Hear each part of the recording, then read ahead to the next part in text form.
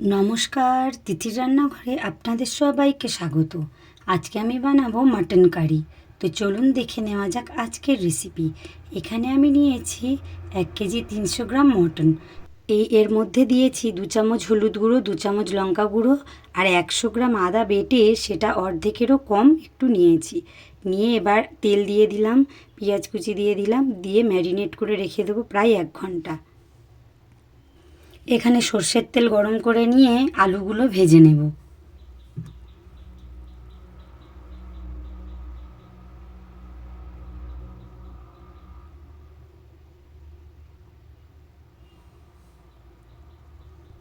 আলুগুলো ভাজা হয়ে গেছে, আলুগুলো আমি তুলে নেব।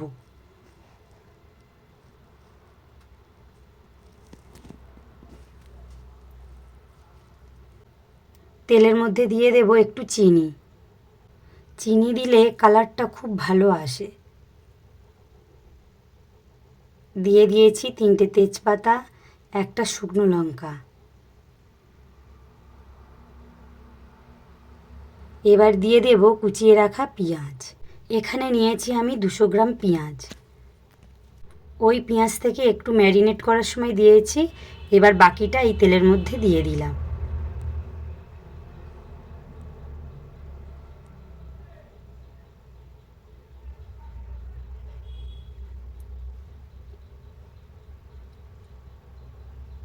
এবার দিয়ে দেব রসুন, যেটা আমি থেঁতো করে নিয়েছি।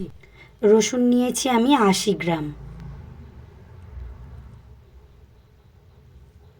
ভালো করে ভেজে নেব পেঁয়াজের সাথে। দিয়ে দেব টমেটো। নিয়েছি বড় সাইজের একটা টমেটো। এটাকেও ভালো করে ভেজে নেব। এবার আমি একটা মশলা বানিয়ে নেব। ওই বাকি আদা বাটা, তার সাথে দিয়ে দিলাম 2 চামচ লঙ্কা গুঁড়ো, 2 চামচ হলুদ গুঁড়ো, দিয়ে ওটা একটু জলে গুলে নিয়েছি। দিয়ে দিলাম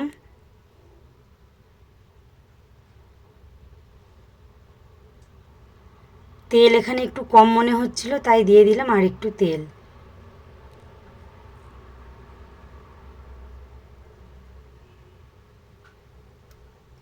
এবার দিয়ে দিলাম জিরে আর ধনে বাটা। এখানে নিয়েছি 1 চামচ জিরে আর হাফ চামচ ধনে। এবার দিয়ে দেব ম্যারিনেট করা মাটনগুলো।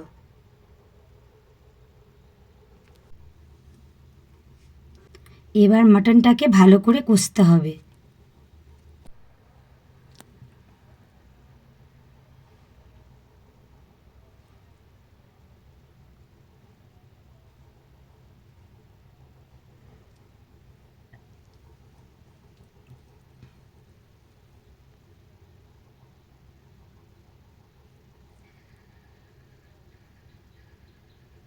মাটনটাকে প্রায় 40 মিনিট কষানোর পর এই রকম হয়েছে।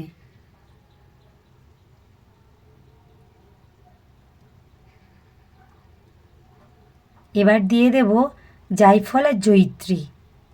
এখানে নিয়েছি একটা জায়ফল আর একটা জয়িত্রী।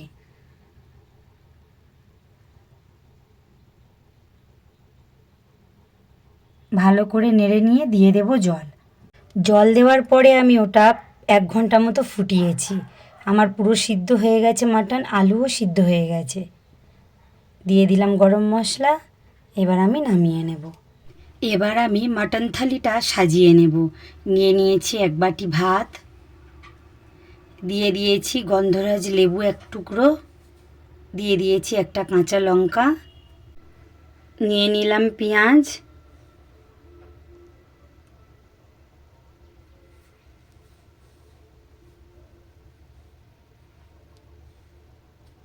দিয়ে দেব পটল ভাজা,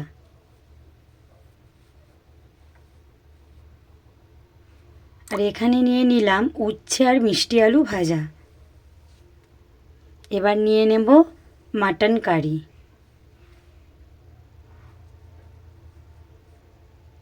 এই মাটন রেসিপি আর এই মাটন থালিটা যদি আপনাদের ভালো লাগে তাহলে অবশ্যই লাইক, কমেন্ট, শেয়ার ও সাবস্ক্রাইব করে দেবেন আর আমার পাশে থাকবেন।